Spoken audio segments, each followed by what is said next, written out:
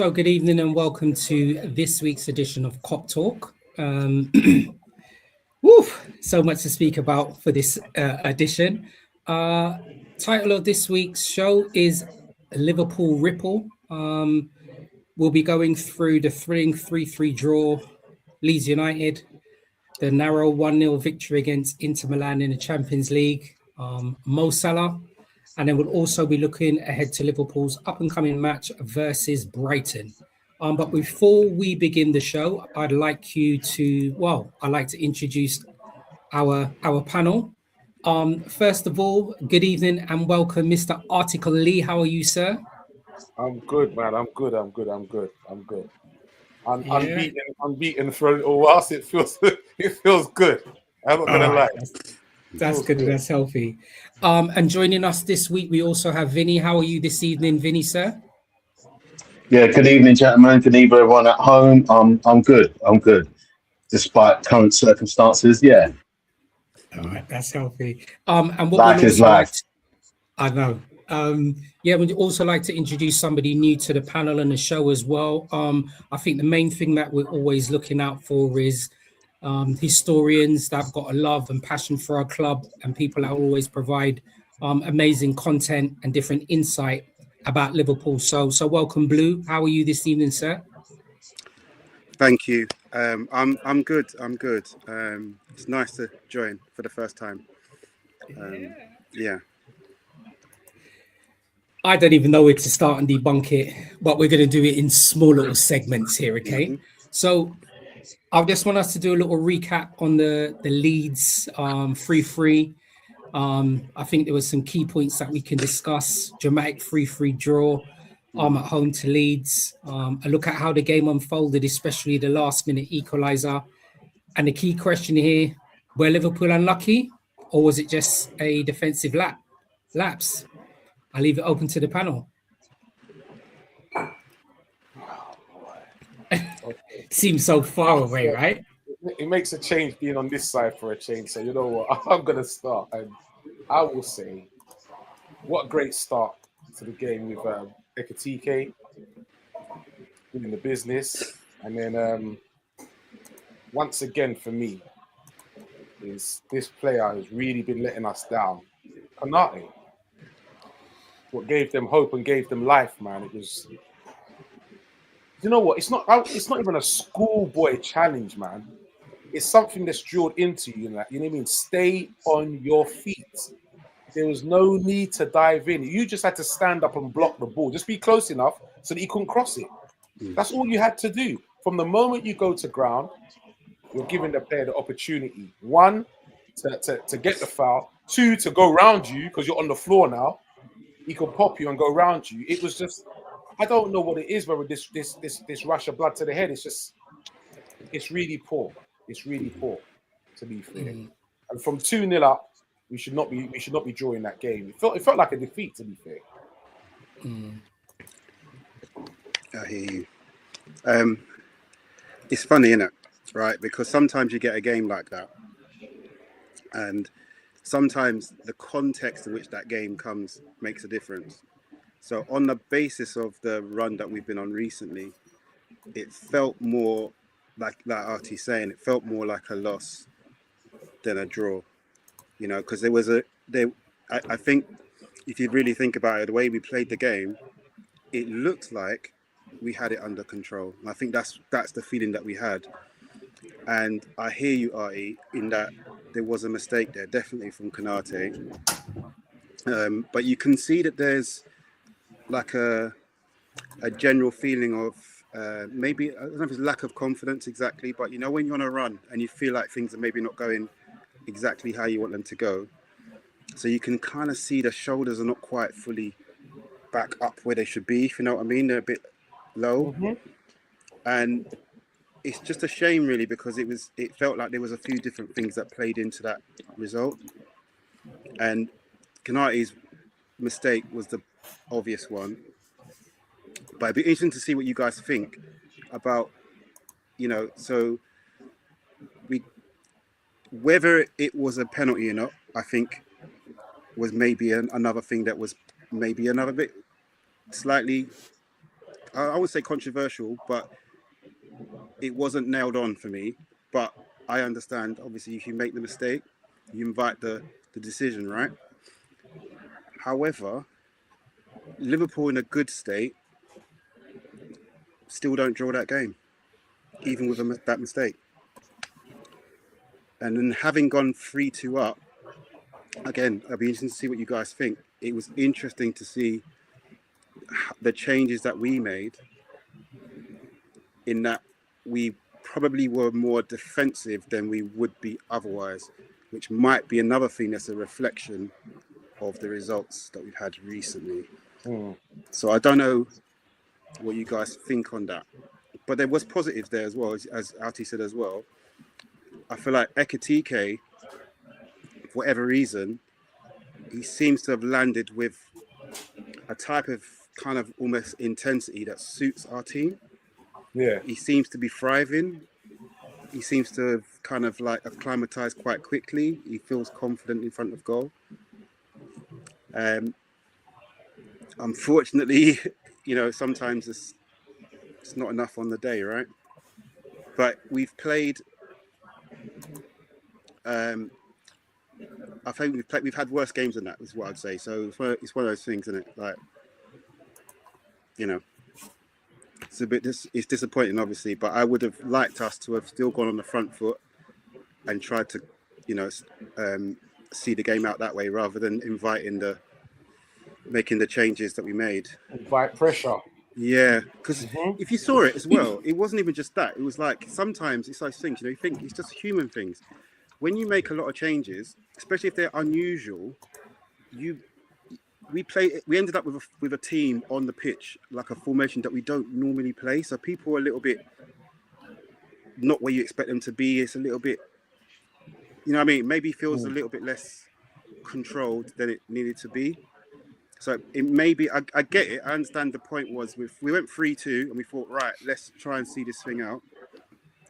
But in a way, it confused us more to make the changes that we did. But I mean, that's just my that was my take on it. I don't know what you guys think on that one.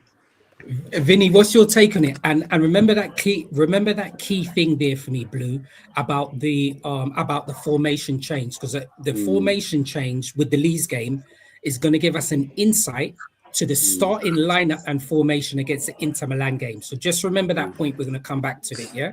So Vinny, what was your point on the Leeds game? Sure. That's all I can say, mate. Yeah. Just disappointment again, man. Disappointment again. Play better, but this when you're stuck in a rut, you're really stuck in a rut, boy. When things ain't going your way, they really don't go your way. Konate, I don't know what's going on with him.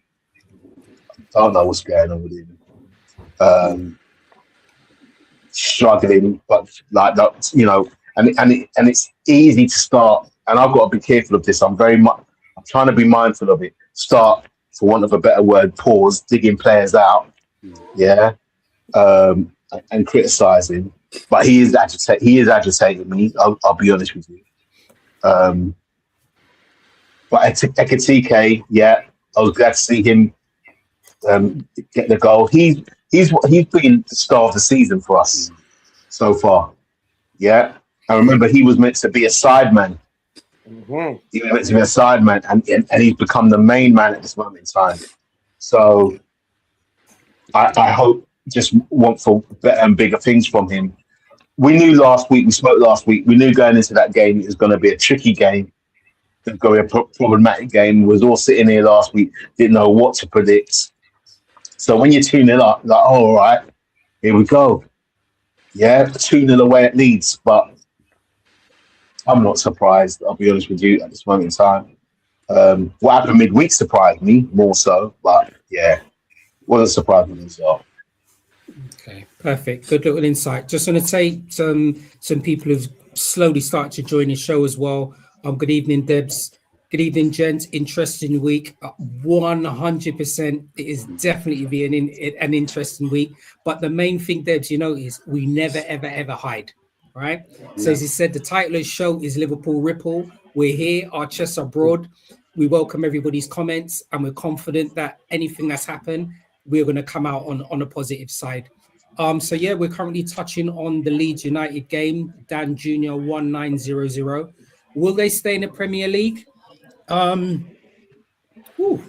an interesting point, actually. I mean, how's the Premier League lining up? Where are Leeds at the moment? They are, I think they're 16th. Yeah. Who's worse than them at the moment? Is it? I think it's probably only Wolves. That's probably really having a horrid season. Yeah, I don't know. It's still really early though, isn't it? So Yeah. you know, I think it's one of those things, isn't it? It's like I think you've got two different groups of teams, isn't it? We've got us. We're in a group where I think we're probably like maybe Chelsea and a few other teams who have got decent squads actually. We'll probably still, I know we're having a tough time, but we'll still win most of our games, right? And then the Leeds and the rest, it can hinge on one or two people being injured. The swings are bigger for them than it is maybe for us. Yeah.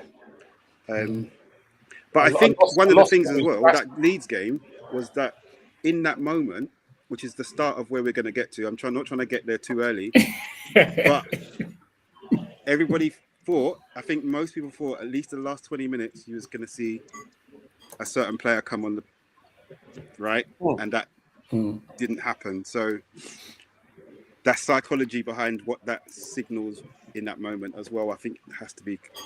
You have to consider that as well. What are we saying? You see what I'm saying? Are we going there to? Are we just going to just win this game? Right, we're 3-2 up. We're strong. We're confident. Are we going to see it? Are we just going to continue to do what we're doing, or are we going to change to the opposition?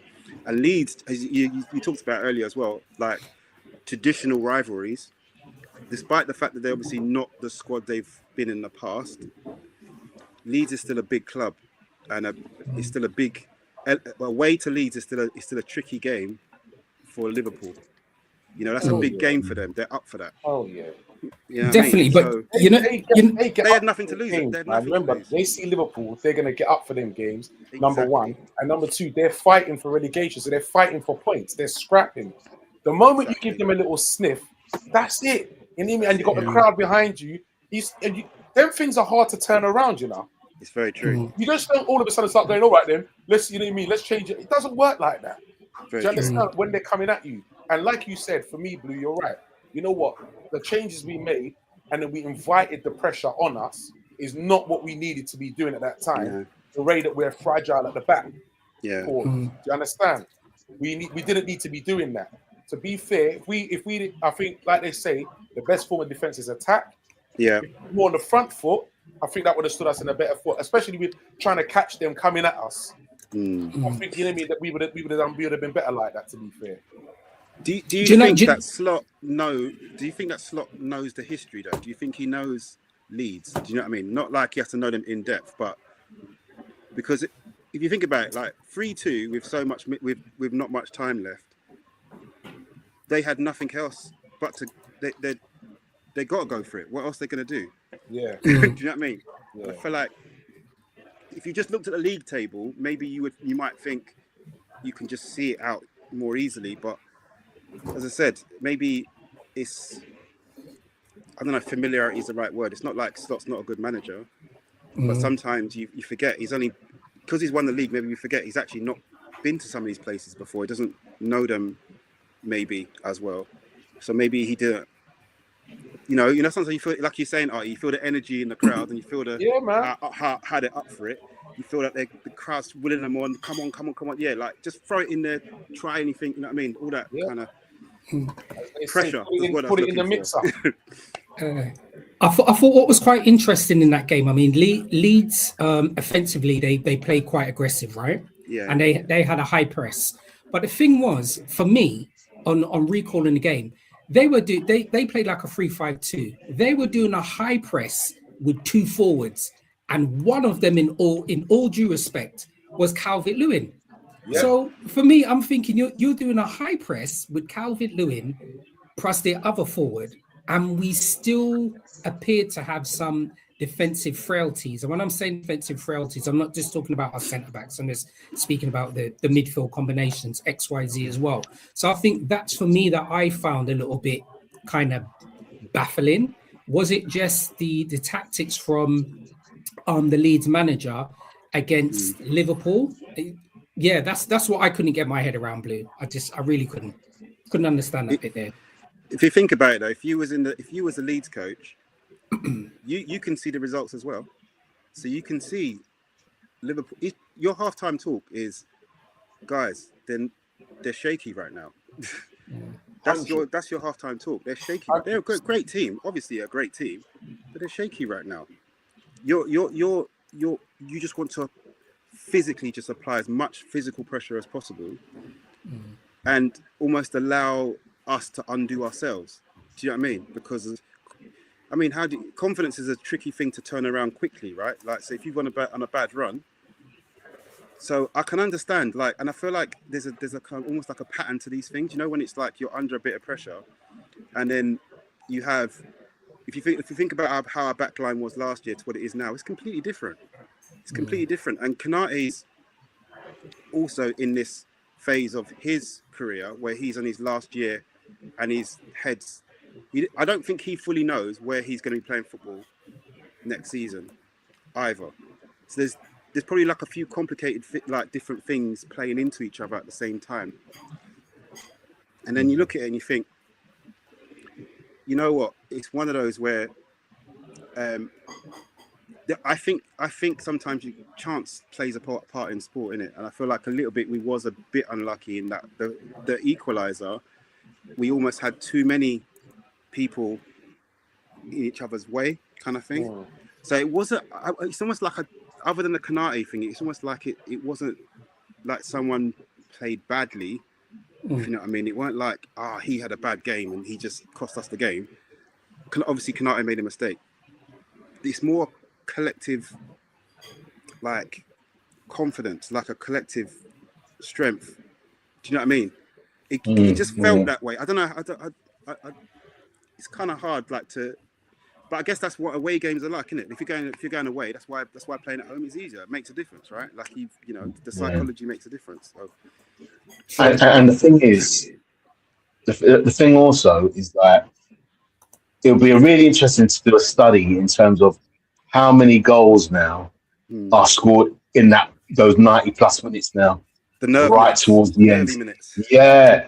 Since they've added the time on, that you get 8-9 minutes of extra of a game, the amount of goals that are scored in those minutes, it's mad. It truly has changed in the last 5 years, and even more so with that most recent change. The amount of people that will go for a last minute goal to get either an equaliser or a winner. And it doesn't matter. It doesn't matter who's playing who. It's almost I'm going to contradict myself. It's almost like it's leveled out the playing field to a degree. Yeah. Yes, the golf even within the league, the golf is not as big as it was, but you still have your top, your middle, and your bottom. But everyone's got a fighting chance to get an equaliser. Yeah. And then when you think about the fact that you're 3-2 down, and you're like, okay, well, from a league perspective, this is just this would be a bonus game, isn't it? If you look at what their expectations were before the start of the season, they might be thinking, this will be a tight game. And if we get a result one way or another, we're happy, nothing to lose.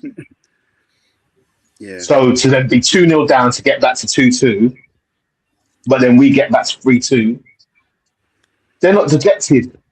Yeah. If anything, they're more like, we can get at them. We've already come back from 2-0 down. And then when you put it into perspective, you do have these extra minutes. And then the crowd's are rooting behind you. So a lot plays into this stuff, man. Yeah.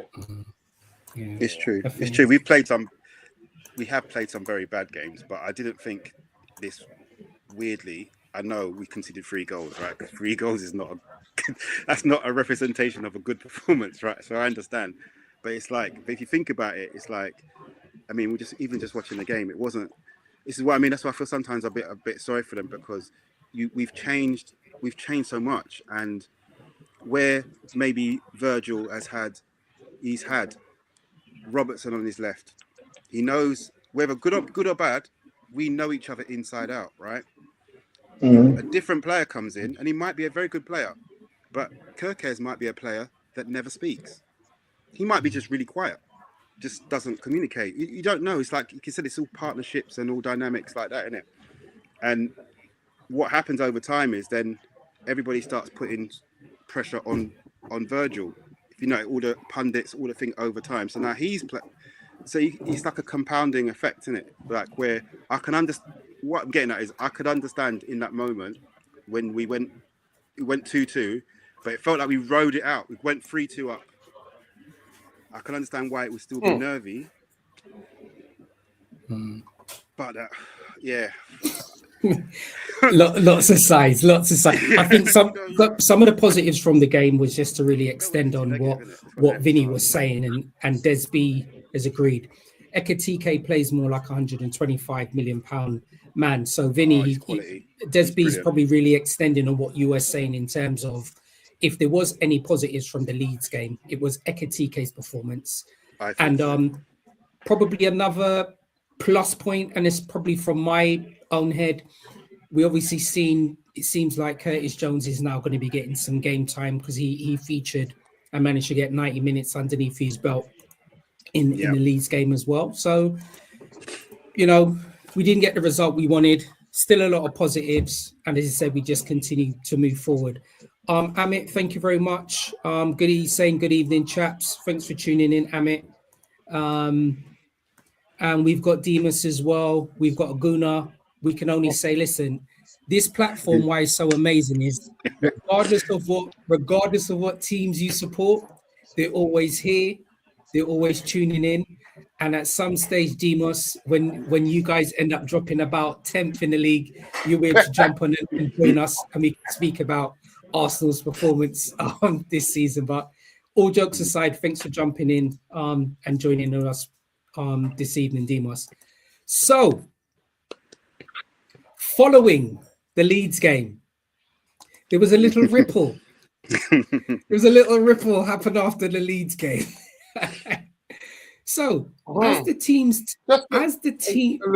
team's talisman, does Salah have a right to express his frustration publicly, or should he have kept it in-house?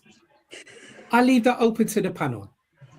This is and with this is so complex as well, because I think I've been looking forward to this show because I've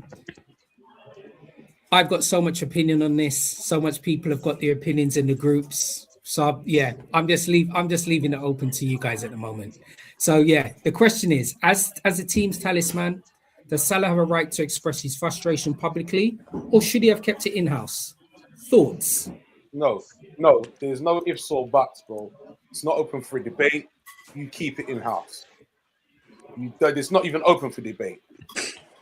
You keep that in-house. You got any issues, you take that to the manager and the owners, whatever you feel like.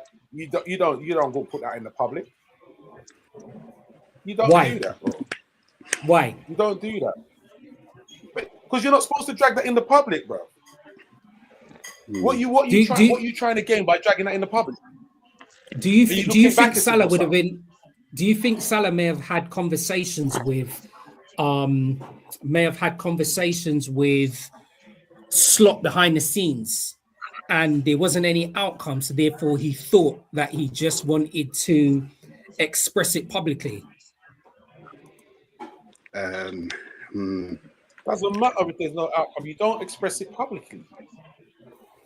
But why? That is left. You have that conversation with you and the manager.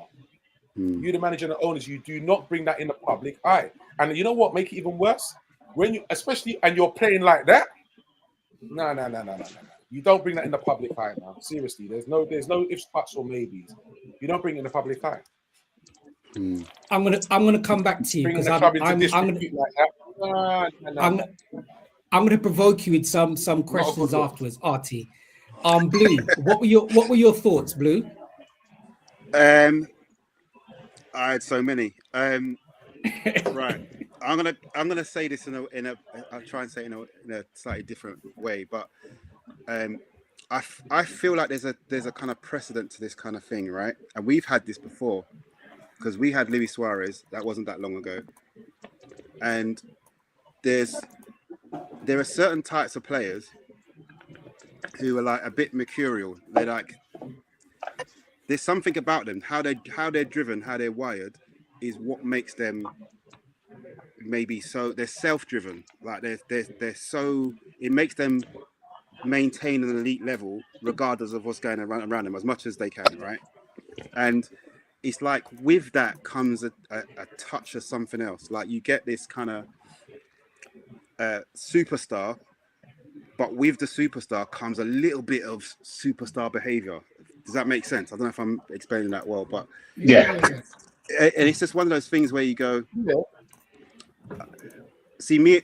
I've spoken about it. Vinny and I have spoken about this a few times, and I was watching quite a few interviews that Mo had done throughout the course of this season, and he was mentioning things before, just whether we noticed or not, because they kept asking him, for example, isn't it amazing how you won the league and now you've gone and strengthened and how your team is so much better?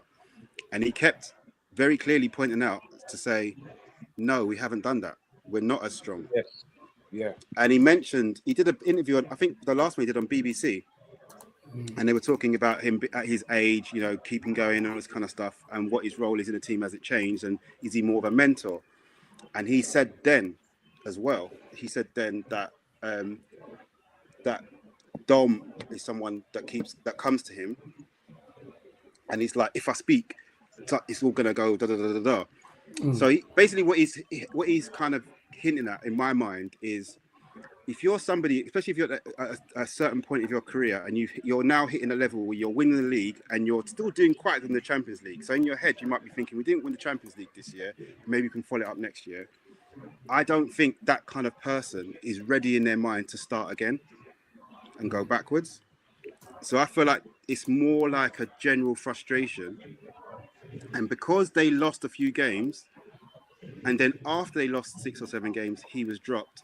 It's like the optics in his head is like, you're trying to say I'm the problem, if you know what I mean. So even though I think he's we ain't lost since he's been dropped.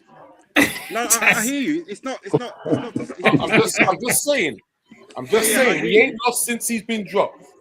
I hear you. It's not to say that I'm saying that he's correct in what he's saying. In that, he's just saying that it's one of the. You're just giving a perspective. Yeah, because we've got, obviously we spent money in it. We brought in Isak, and Isak hasn't quite landed. But it's like there are a few things that are not quite. Salah's just one of them. Basically, he's not the.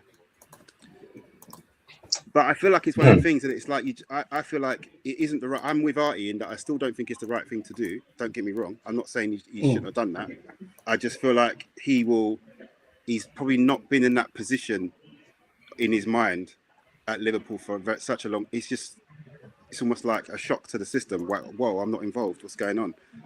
Perfect. And I think he probably responded emotionally. And I appreciate that. And I'm actually going to come back to you on that, Blue. Firstly, I just want to introduce somebody new to the panel as well. Good evening, Mr. PC Senior. We're going to call you Senior while you come on the show. I know you've just flown back in from Dubai. So welcome to the show. Can you hear us, PC Senior? Can you hear us? Can you hear us, Pipes? Oh, but you're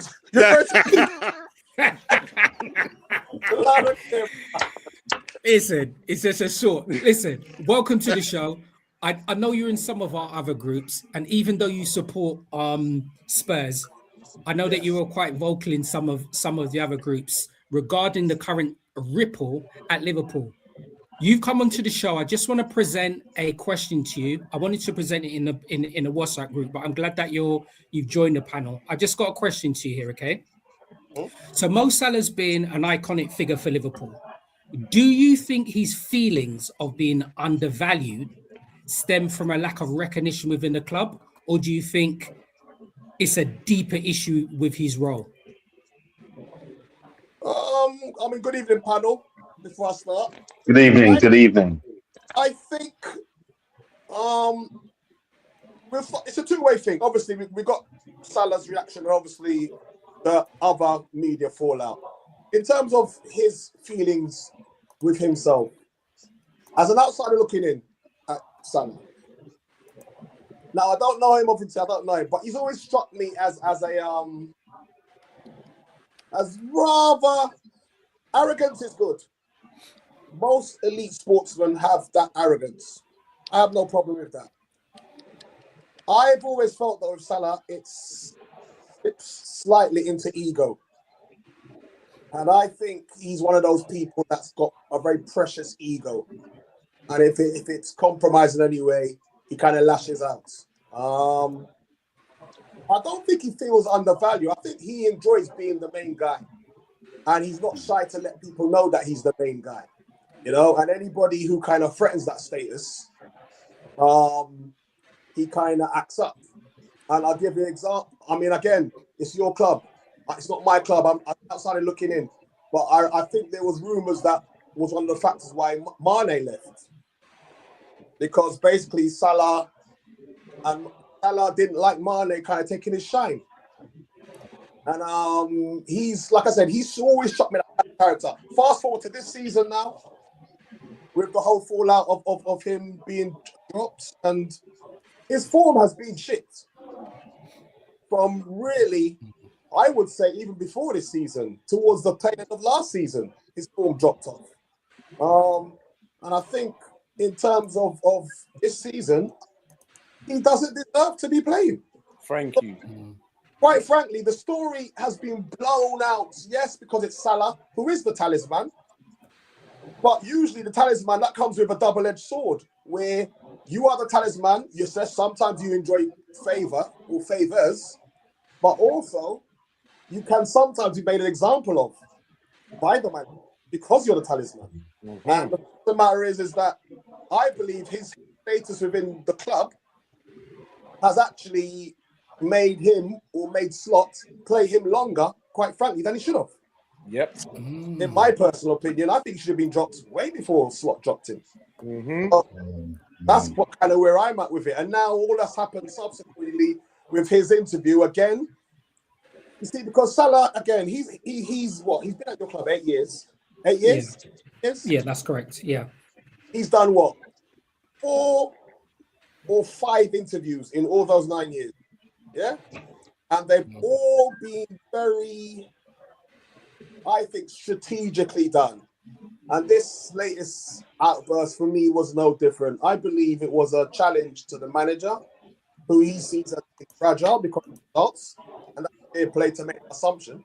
And I think he's done it deliberately to probably get Slot edged out the door. Interesting. That's interesting. Vinny, I didn't have the opportunity to ask you. So, this is directed to Vinny first, okay? So Salah's comments suggest a feeling of being thrown under the bus, right? So what do you think he means by this? And is it a fair assessment? No, it's not a fair assessment. He chose violence, mate. He chose violence in terms of how he went to have this conversation, right? And start. So it's not a fair assessment, not at all. He's not been performing, all right? He's got it into his mind, that he's being victimized. All right? He's not being victimized. He's been dropped because he's not been performing. And the reality is that he doesn't defend. He doesn't. Yeah. That free luxury role he had, yeah, which benefited us last year, ain't benefiting us now. So the manager has to make an adjustment. Now, when he says the manager's not talking to him, that's possibly true, right? I'm not going to dispute that, but why can't you go chat to the manager? Mm-hmm. Now, if it comes around to be that you've gone to try and talk to the manager and the manager said he ain't talking to you, I could understand why you'd be upset as well. But for you, big pardon, to go out on national TV when we are in the midst of a mini crisis, and there's lots of things going on at this club, and we don't know what's going on, but there's lots of things going on, which I'm gonna just throw out all there in a minute. But for you to go and do that in the midst of all the problems we're having shows to me a lack of emotional intelligence. It's either a lack of emotional intelligence or it is self-indulgent. Now, for me, what makes it seem like self-indulgence is because you've then doubled down. Even if you had to reflect after a few days, for maybe I wanted to say what I want to say, but maybe I've gone about it the wrong way. You've then, on the eve of Inter Milan, posted a picture of you in the gym by yourself. So in the midst of everything what's going on, right? Even after you've thrown that bomb on Saturday, you don't want to. You're not letting it. You're not letting it calm down. You're not letting it quell. You then, on the eve of our game against Inter Milan, a very important game, a make or break game for us, you then post a picture of you by yourself in the gym. So you're making it about you. You're making it all about him. Yep. You're making it all about yourself at this point. So this is interesting. He's making it about himself. Sorry to cut you off. He's making it about himself, but he's also tugging at the heartstrings of you supporters. Yeah. That he does this quite regular. Even his I mean, was it the Leeds game where he's sitting on the bench with the balaclava? Yes. Yeah, but you know what? You know the thing is, right? And look, Salah is. There's something about there's something about his personality, right? Which, for whatever reason, doesn't endear him to a lot of people. He's loved, but he's not loved like a Stevie G. I don't even think he's loved in the same. No, but I don't think he's even loved in the same way that Mane was loved. I think or Firmino. I think there's something about. Do you not think, Vinny? It's weird. He's humble. He appears to be humble, but at the same time, he don't seem to be humble. I mean, it's mad. He's a walking contradiction. He's a walking contradiction. So Desby said he also, and Artie, I'm going to ask you a question next, okay? So Desby has said he also said promises were broken, but he didn't say what they are. Has he been told he would play every game regardless? So Artie, this is a question that I'm going to present to you, okay? Could the situation between Salah and Slot lead to a larger rift between Salah and the management at Liverpool? Oh, most definitely. Most definitely. If you want to be doing nonsense like that, even though I don't agree with it, you got to be on top of your game, so people can't argue with you. But you know what? I'm posting numbers, bro. What are you telling me right now? And that's why I think we're all in agreement when we're saying it's all about him. You know, in your heart of hearts, you can look at what's going on and know you are not performing nowhere near where you should be. You know, for season after season, you have not had to defend. You've been allowed to do that because you post numbers, and we've all seen it. So we allow that. Don't worry. My man's banging goals. He's banging assists. We allow him for that. Now, when you're not scoring, you're not doing a business at one end of the pitch, and you're not defending as well, you're a liability to the team. And you know what? Like what you call it, Pipe said, he would have been dropped a long time ago if his name wasn't Mo Salah. Because you are not doing what you need to be doing, bro, and you can't be carried in a league like this. And this will cause what he's done. It will do. And it's leadership, right? It's leadership. Here's the thing: whether he wants to think so or not, and again, it's a walking contradiction. I think he wants to be seen as a leader and one of the older guard. You know what I mean? You're one of the guys who comes to people. People come to you for advice.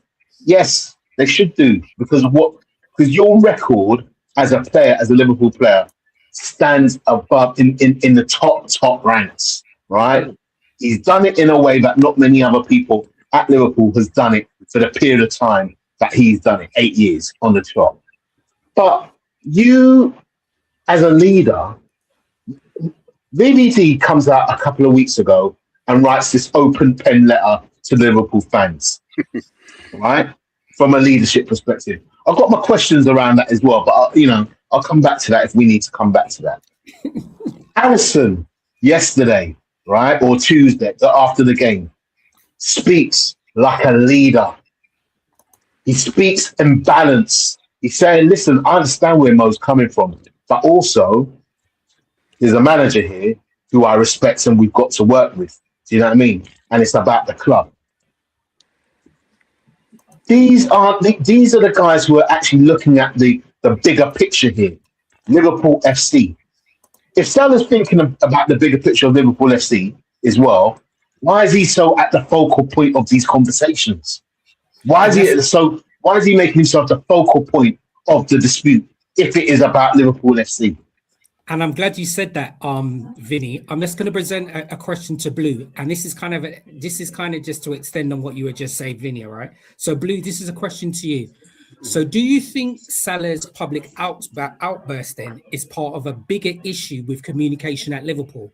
And the only reason why I say that is he mentioned that there's certain people within the club that has thrown him underneath the bus, but he didn't speculate or mention or indicate who that person or who those people were. In a short answer, yes. I think to put it in context, all football clubs have that. All of them. It's just we don't see it, right? And winning hides things a lot of the time, right? Mm-hmm. But it doesn't mean, like you said, you mentioned Mane and Salah. They may never have got on, but on the pitch, they did what they need to do together, right? It's the kind of communication that matters. So, to me, it's like I said, I'm not defending Mo in saying that he should have come out and said what he said.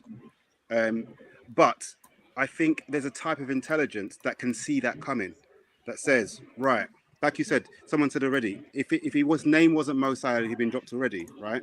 Which tells you something in itself. That tells you that you see him differently. So you already see him different, is what you're saying. Like, you're not going to drop him because he's Mo Salah. Therefore, you see him as something greater than others, right?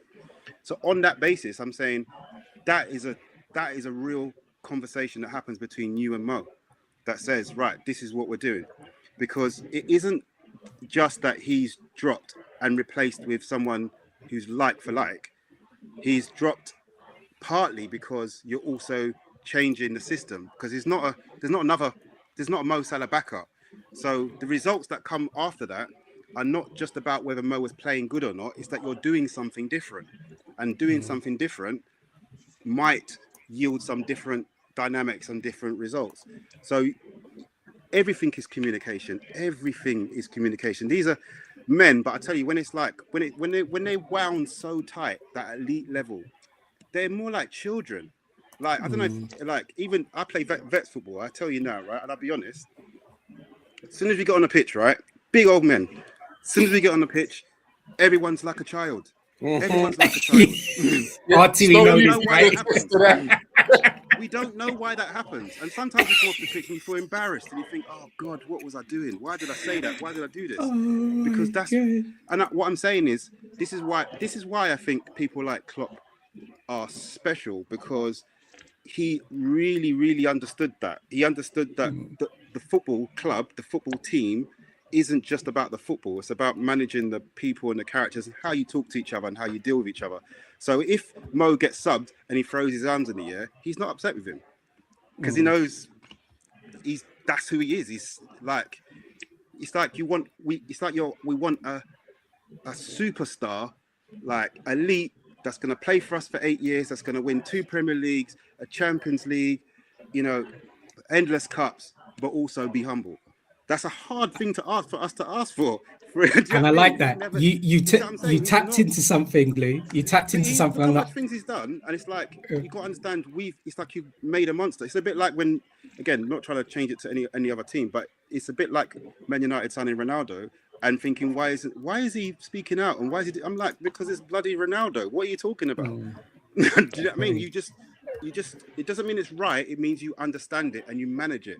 So what you don't do, you can drop Salah, of course you can, but it's not what you do, it's kind of how you do it. Do you know what I mean? Brilliant. It matters. And you tapped into something. Artie, I'm going to ask you a fan-based question, Artie, and then Pipes, I'm going to ask you about the relationship between Salah and Slot. All right, so I'm just going to ask Artie something because Artie mentioned something and I just wanted to come back. So Artie, so how do you interpret Salah's relationship with the Liverpool fan base now? Yeah, and do you think that they still view do you think that they collectively still view him as the main man, or is there now a shift in the public perception of him? I think there's a shift now. I think before the outbursts, they were still hope, you know what, maybe he just needs a bit of time out to get back to himself and he can still do bits. But now he's damaged his rep now.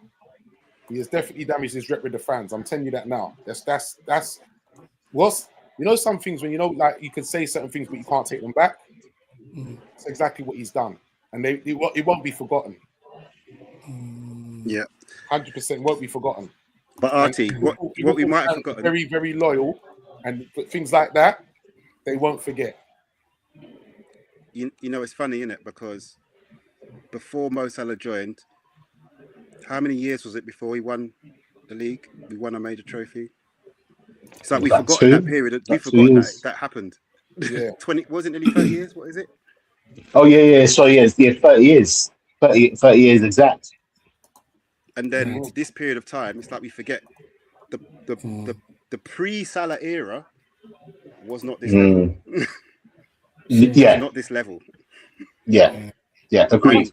Can I just ask the panel something quickly then on that, talking about that and about how we're perceiving both?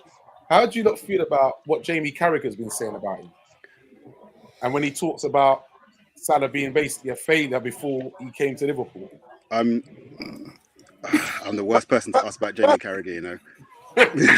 I am the worst person to ask about that guy, because that guy has so much to say. He's had more to say since he stopped playing for Liverpool. Like, you know what I mean? He's one of them people you think, was he Maradona? And I just don't. Am I misremembering? Am I just misremembering that? You know what? You have to put it like this. In all reality, he was what? He was about 23, 24 when he came to Liverpool, Salah. So he's still a relatively young player, right? But I don't look too much at the stats prior to him being at Liverpool. So I guess the question is, what do the stats say? He didn't have a great opportunity at Chelsea, right? But neither did De Bruyne. So let's put that in perspective. Yeah. And look what De Bruyne went on to be. So he had that great season at Roma, which was the reason why we bought him. So you can actually say for 9 consecutive years, he's been delivering the highest levels. Yeah. So Jamie Carragher is, although he was an Evertonian, he is a true Liverpoolian now. He's true red. And he's about, if you take his psyche, right, he's club first because he wasn't an outstanding individual talent. So everything is about dying for the club. The value about how you portray yourself is about the club. Everything's the club. So he sees an element of Salah, I think, this is just my opinion, which is you're about yourself. Mm-hmm. You're very much about yourself. I love your ability. I love the fact that you play for Liverpool or that you do things for Liverpool. But I see, in Jamie Carragher's eyes, from my opinion, I see you for what you are, which is your Mo Salah before LFC. So now that Salah's not performing, this is his time to go here. I can now put it out there about this thought process. He's more Salah than himself, and that's why I think he's making reference to him being a failure. Perfect. Pipes, that question's over to you then. What's your thoughts on the Carragher comments? Well, the Carragher comments, I have to be honest that I had no. I mean, people have been going a little bit crazy. He was at about the 8 minutes, and they thought it was personal and spiteful and even racist in some. I personally had no issue with what Carragher said. You know, I think he just broke down, as a learned friend just said there. He just seen through Salah's kind of character and ego, making it all about him. And he's a club man. But and even that as well, I think people have been a little bit unkind with Carragher because as a player, he was a decent defender. Let's not go on like he was a pub player. You know what I mean? He right. He wasn't elite, probably world class level. But I remember Jamie made the most of his talent, made the most of his ability. But he was a solid defender, though. I thought he was a decent defender. You know what I mean? Me personally. So people have kind of been a little bit, talking him like he's some club player. He was, just lucky to play for Liverpool. He was a decent defender, but that's by the by.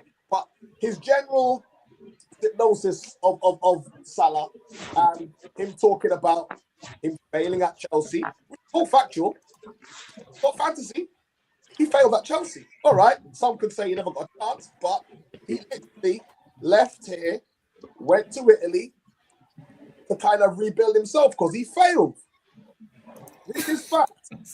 That's brutal. So, That's brutal. He comes back. He comes to Liverpool, and again, I keep it 100. I believe when he signed with you guys, you could probably all tell me different. I don't remember a queue of clubs trying to sign Salah. In fact, one of the few clubs who tried to battle Liverpool for his signature was Milan, Tottenham. But I don't remember a plethora of clubs beating down Roma's door to bring Salah back to the Prem. So I think this is the context that Carragher was trying to kind of show that, Salah wasn't this world or this talismanic player that he became at Liverpool. So basically, in a roundabout way, he's trying to say that Liverpool, yes, made him, but also Salah owes Liverpool as well. So that's really what he was trying to say, and people seem to get in their feelings about it. But I don't think that's what people were. I don't think that's what the problem is actually, because I think the problem is him saying specifically what he said, those words, right? Obviously, none of us are disagreeing in that we think he shouldn't have done that. What I think the problem is, it gets extrapolated into these bigger and bigger and bigger and bigger things, where you start talking about this player, and whether the point he's making is even worth or anything or relevant. We bought Andy Robertson for hardly any money. Nobody was 8 million. for a relegated club. Nobody can take away what Andy Robertson has done for Liverpool Football Club and what Liverpool Football Club has done for Andy Robertson. So the idea, I don't know how much. If he's going to use that example, I don't know how much people was knocking down a door to try and take Jamie Carragher away from us either. So if he's making that point, he has to accept it. He's the one making the point, right? So he's got to accept that too, right? It's not what I'm saying is, right, to try and connect all of this 8-9 years of football, and it's almost like I'm going to wait for you to drop, and then when you drop, I'm questioning your whole career now. I feel like that kind of nonsense sensationalism, and just because you played football, yeah, and this is true for everything, like there's a lot of stuff, yeah, it doesn't mean that you're good at analysis, doesn't mean you can really understand stuff. Otherwise, all these ex-players would all be good managers, and none of them are. So what I'm saying is, I think what the problem was problem is often with Jamie Carragher is that he conflates the actual question. It's not whether he's right or wrong, is that he's a sensationalist, and I get it. That's his hustle. It's worked for him because he's gone from a very small pundit to being on almost every show everywhere. Because if you say big things everywhere, that's what works. Sorry to cut you, but do you think he was trying to trash Salah's contribution? 100%. You think so? Yeah. Yes. Oh yeah. Yes. 100%. Yeah. Do you think he does not know? He does this big rant that's not going to go worldwide. I thought he was just providing. That's how you make your money as a pundit. He doesn't have to be correct. He just has to be interesting. He just has to be big. Thought, he was trying to provide context. He was clumsy, probably the way he done it. No, he didn't provide no context. Everyone here knows that. Everyone knows really that if you've got a player like Salah, because even before he spoke out, think about it. Yeah? Even if you watch Sky, honestly, watch that. Even watch the Leeds game. Yeah, if you remember the Leeds game, how it started out, when they went through the team, the very first thing that came out of Redknapp's mouth was Salah's going to need to look for a new club. He spent a good 4 or 5 minutes talking about, Salah must be looking for a club now because this is ridiculous. He's not on the team. Da, da, da, da. So he hasn't spoken yet. So what I'm saying is, yet another person was already thinking that. So all these people are thinking along those lines, right? So there must be a reason, is what I'm saying. It's not that if they looked at the team sheet and saw a different player was missing, they wouldn't have done that. But most Salah, they do, innit? So here's the thing about Salah, right? And as we're talking now, the reason I'm going to... So it's cut into anyone, apologies. But the reason why I want to say this is because he is not viewed, despite everything he does, right? And let me say, I'm really annoyed at him about what he done, yeah? But I'm not blind and oblivious. So if he's not at Liverpool, we ain't having the 8 years that we've had. Right, let's put it in perspective. But what we have, or not we have, the general consensus or perception amongst pundits, and maybe even within our own fan base, is that for whatever reason, he is not seen as top echelon. All right, I've heard people say his control's not the greatest. He's not the easiest on the eye as a footballer to look at. Because what people are expecting is, with his stats and his goals, he's meant to look like $1 million. He's meant to look like $1 million in the way he plays and how he delivers passes and so forth. But I've heard Paul Scholes say he's not the easiest. He's not the easiest on the eyes of footballer. I've heard Jamie Redknapp say these sort of things as well. But what can't be denied is his stats. So I say that to say this: those things, in terms of how people view him and his way he goes about his business, I think means why people have this view that he's a bit above. He thinks he's a bit above his station. Actually, but so what? Yeah, we don't really rate him. I don't. I'm just giving you that the viewpoint. That's what I'm saying. But do you want a team full of Tim Henmans? Do you want a team full of Theo Walcotts?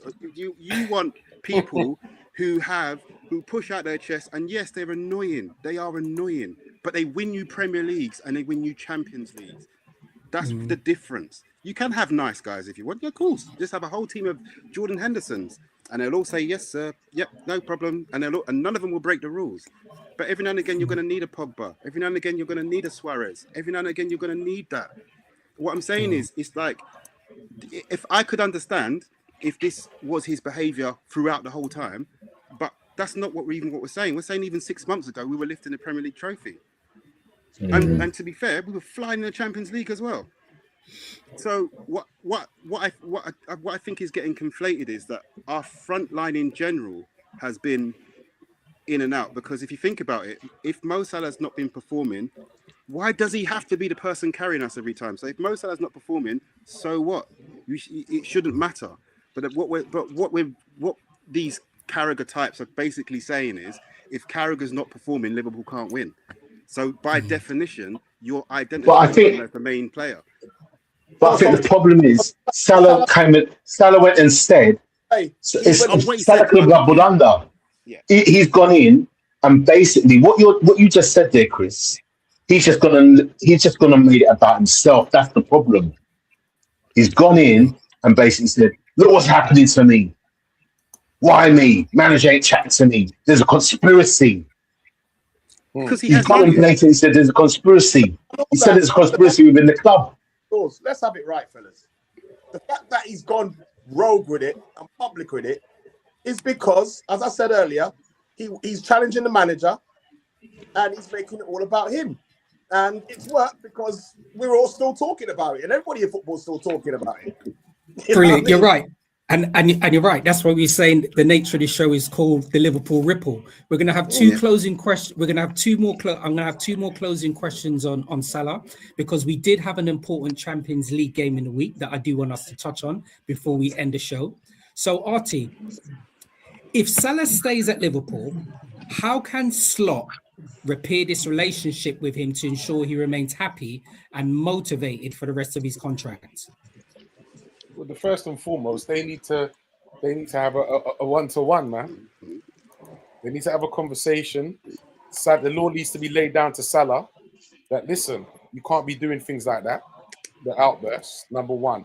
Number two is this is a new era now of how we're gonna have to play football. And it's either you need to get on board or head to Saudi. Do you understand?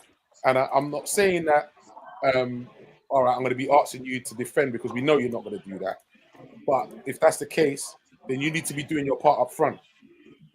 And if you ain't performing and doing that and giving what we need up front and ain't assisting and trying to make it all about yourself and still taking shots when you could be squaring the ball, like the incident with Wirtz in the Champions League against Eintracht Frankfurt, if you're going to be doing nonsense like that, then brother, especially hit the highway, bro. That's so interesting. And let us get some pee for you, straight up and down. Because I'm not being thing, but you know what? Yes, we know that for the last 8 years, 9 years, but you're not that guy no more. And what you also have to look at is that we've now bought 2 out-and-out number 9s. So the way that we're gonna have to play has to be different. And I'm glad you said that. Out-and-out number 9s, we had this guy, and the main player was Salah. So now things have to change. Yeah. Good evening, Mr. B. Thanks very much for jumping on the show. Just a reminder to everybody who's tuned into Cop Talk, don't forget to like, share, and subscribe. And also, just a reminder, even if you're not able to watch the full show, you can always rewatch it on YouTube, share it with friends, family, other supporters of Liverpool. We're going to have a closing question for Vinny before we move on to the Champions League game. So, Vinny, could this incident with Salah be a wake-up call for Liverpool's hierarchy to re-evaluate their player management strategy? Absolutely. I've been saying in this on the talk show for a couple of weeks now, something's amiss at this club. Something really is amiss, and it's all playing out. You've got the Jota situation. We was thinking it's all about the Jota situation. I think now what's becoming to light a bit more is that, and it's just my opinion, so I'm not going to say we, but I think what's coming to light more is that there is a power struggle in that club between the senior players and FSG. And when I say FSG, I don't mean what's my man's name? Not billionaire Tom Werner and all them guys and John Henry. I'm talking about Michael Edwards and Richard Hughes. Right, there is something amiss because remember, Klopp was battling with the exec board because he wanted a little bit more control. Now, we're not saying that Klopp was always right, but he had an element of control. I think that when Michael Edwards has come back, he's wanted to be top dog, top don. I bring the players in. You see my track record of what I bring in. Let me do this. So that's what's happening. And I think sometimes they might lack the human element of empathy with these players. And almost like we can move them on, to bring people in. This is what we do. We see what we can bring into this club and what we can take out. And I don't think, however it's happened, you brought in 2 new strikers, you brought in a creative midfielder inverts in, and Salah's still there. So something was going to have to give. And how that's been communicated or not being communicated is a problem. So I think there is an issue there. I think Slot might be in the middle of it as well, because I think he's getting players given to him. I don't think he's always having as much of a say as Klopp did in terms of players coming in, and he's trying to work this out as well. And I think Slot, there's a situation now. Salah had put himself there to say, it's me or Slot, isn't it? And you can't, to me, you can't back, Salah can't be given rights over the manager. That can't happen. So I don't know if I've actually answered your question. I've gone into a full rant, but That's fine. Blue, I think there is a difference there. Blue, did you just want to respond to that before we move on to the Inter Milan game? I was going to say, a little bit, I see where you're coming from, Vinny. I do, actually. And none of us know, right? We could be right or wrong, but I don't disagree with that. I disagree with that because I genuinely do, because the reason why I say that is because I think you just got to understand the characters that you're talking about. And I think there's a lot of change. I think what we're talking about really is change, isn't it? Right? It's not even the football. So before the season's even started, you've changed the hierarchy, as you said, right? So they've come in and maybe they've thought they want to make a statement. Because think about it, in all the years, in all the things, how good we've been, we've never spent this amount of money before. So that's straight away, that's a whole other new thing, right? We've never done that. So that tells you something's different straight away, right? Then on top of that, obviously, Slot's had, again, I do think ego matters, right? He's had this tag where he's come in and he's had Klopp's team, right? So he wants, which I understand, natural to an extent, he wants his team, right? But the rate at which you're trying to change from where you were to where you are now is probably too big. It's too big because suddenly you're trying to integrate seven players all at once, and in amongst that causes it causes on other problems as well, like where actually, you know, the relationships, again, just even a simple one, right? I'm not trying to defend Salah again, so I'm not trying to open that again, but Salah had Trent. They had a great understanding. They knew each other's game inside out. It's almost telepathic. He knew where to be. He knew what to do, right? Everyone said Trent can't defend, all this kind of stuff, right? But it wasn't so much that Salah needed to defend more. It was just that was his style, whatever. But the point is, they had a really good relationship. And I remember the first game, even the one the Charity Shield game we played, was at Palace. I thought Frimpong was all right, but he just kept running past him. And I could see a pattern starting to develop. So what I'm saying is, it's like we've got all these different, if you want to call them agendas, where you've got new people who wanted to make a statement and buy in. You've got a manager who's trying to transition to something. It hasn't quite worked as quickly as he wants it to, so he put himself under pressure. You've got a player who's also in amongst that. You've changed things around them, not just Salah, by the way, because Van Dijk's had similar problems as well. It's just, you know, it's different. Do you know what I mean? And then when you put all those things together, some of the problems that we've had are actually understandable. If you know what I mean, they are really. Yeah. Transition. Yeah. So give it. I think there's some time, some patience in there. Like I fully agree with what you said with the change is too drastic. Even my wife's uncle was talking to me about it the other day. He sent a little funny comment. You know what I mean? I responded to his WhatsApp, and then he had to call me and have a little laugh. And am I all right? This, that, and the other. But then he got serious. And his thing was, he's a Man United fan. He goes, but why is he making these drastic changes? Like so much. What? You're top of the league. Like something was working, and it's like now, you know what I mean? You want to be. It's like, you know, like when you're in the workplace as well. These managers come in, all of a sudden they want to check. They want to put a stamp on it. But you know what? It wasn't broken, man. Exactly. It wasn't broken. Just tweak it. And if that's the case, you know, over time, you take your time and you start introducing things and changing things. But right now, you should have just kept going with what you had, to be fair. Yeah.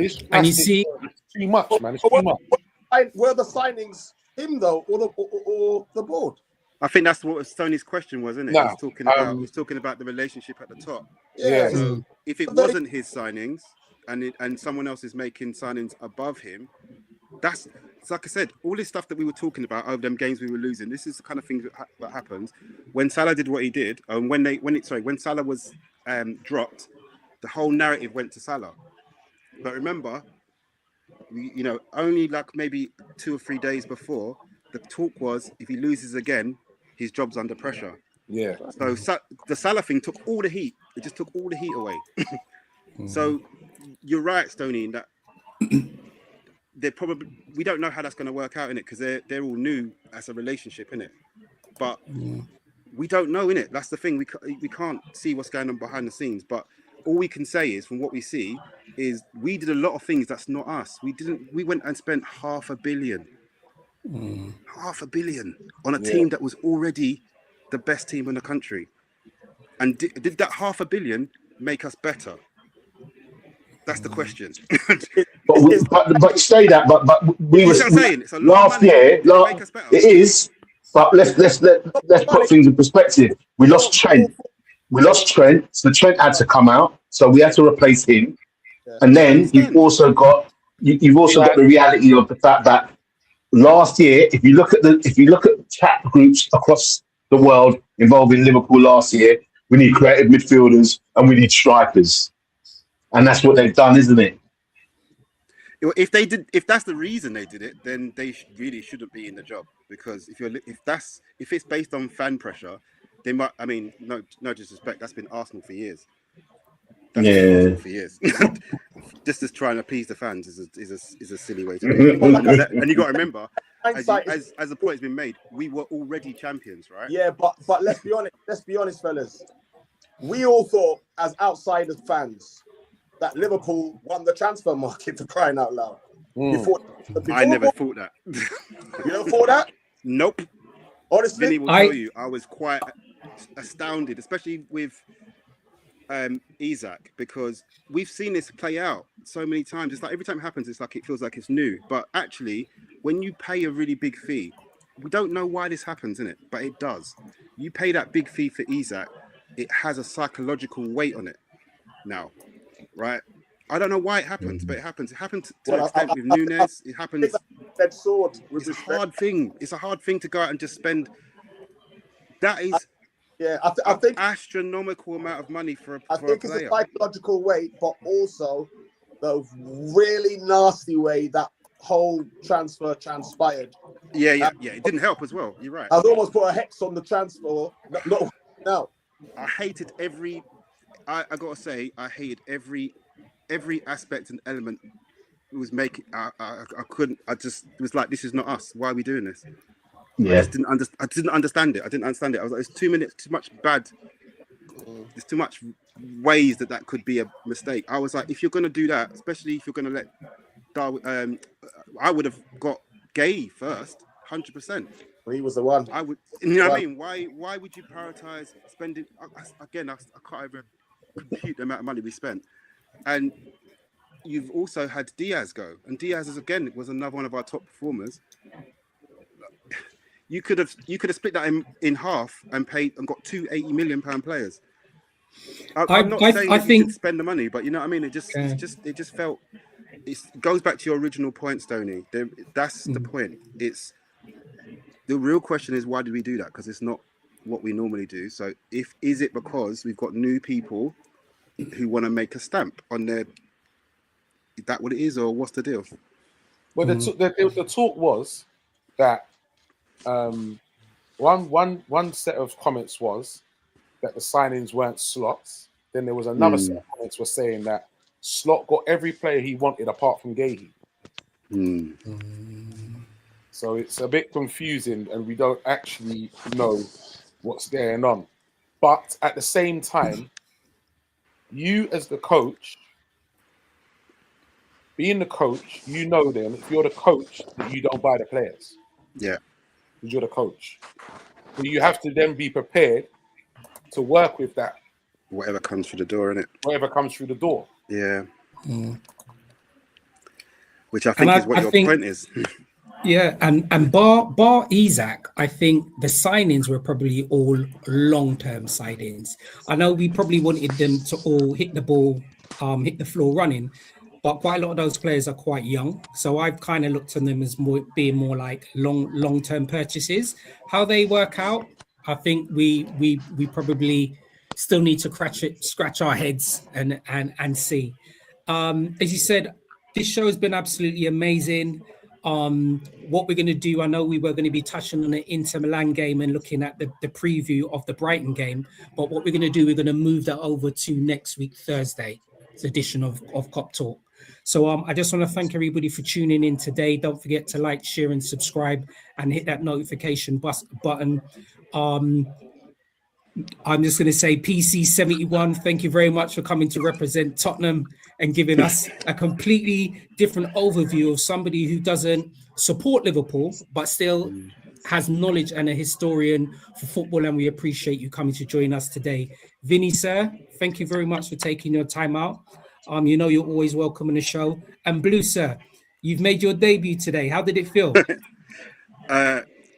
It's good. It's good. I apologize if I got a lot of thoughts in my head in it. So there's no apology. There's absolutely no and calm apology. myself I next think our main host is RT. He does a lot of vetting. So we know anybody who's welcome to come to the show, we know is good stock. So we can only thank you for joining us, and we look forward to you joining us on a panel in any future episodes. RT, sir, how did it feel being on the other side today? It's quite nice, right? It's like I get used to this. It's quite nice to be asked my opinion for once. You know what I mean? It was quite nice. I quite enjoyed it, man. I have no doubts. I know you're fully listen. It's your second nature. You've done this many times, man. That's why I always say my right hand man. You know what I mean? When it comes to this thing, so I know Stoney's got the ability, the knowledge, and everything to handle this, so it's not a problem, man. I'm never worried. You know what I mean? So brilliant. Look, the main thing, everybody was here for the panel and everybody tuning in. We can only appreciate that. We're going to be coming to a close, but don't forget, next week, Thursday at 10 o'clock, we'll have another edition of Cop Talk, and we look forward to everybody joining us and everybody sharing their comments and their opinions.